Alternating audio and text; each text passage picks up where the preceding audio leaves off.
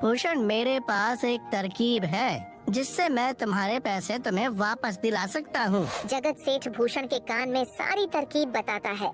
ठीक है सेठ जी, हे ऊपर वाले, ये तरकीब कामयाब होने दीजिए। जगत सेठ बहुत सारे पैसों को एक सूटकेस में भरकर खुद जमींदार के घर जाता है।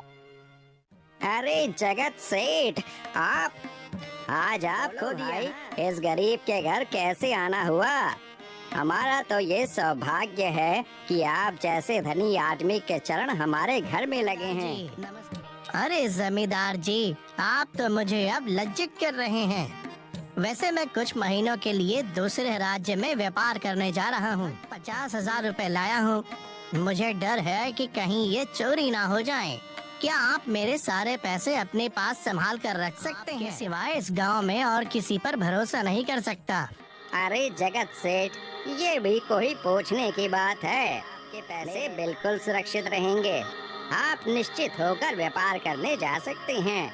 इस बार तो बड़ी मछली हाथ लगी है। बार बार ऐसा मौका नहीं मिलता। भारी माल हाथ में लगने वाला है। वहाँ पर भूषण आ जाता है। अरे भूषण, तुम? अच्छा हुआ तुम आ गए। मैं तुम्हारे पास ही आने वाला था। मुझे माफ करना, उस दिन तुम्हें पहचान नहीं पाया। मेरे पास आते हैं तो जरा परेशानी होती है, पर मैं अपनी बातों का बड़ा पक्का हूँ। हाँ रुको, मैं तुम्हारे सारे पैसे भूषण के सारे पैसे उसे लौटा देता है। माफ करना भूषण, मेरे आदमियों ने तुम्हारे साथ उस दिन बदतमीजी की। मैं आज ही उनको काम से निकालता हूँ। भूषण बिना कुछ बोले वहाँ से चला क्या जाता बात है जमींदार जी, आप तो अपने बातों के बहुत पक्के हैं।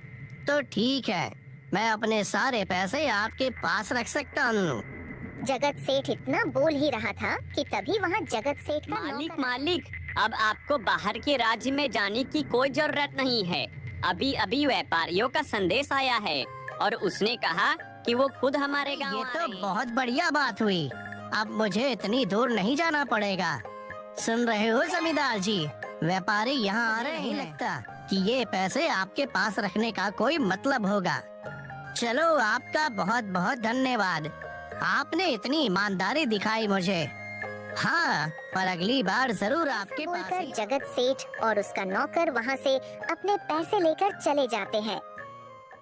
धत तेरी की, ये 50,000 तो चले गए और जो भूषण के 5,800 रुपए हड़प लिए थे वो भी चले आपका गए। बहुत बहुत धन्यवाद सेठ जी।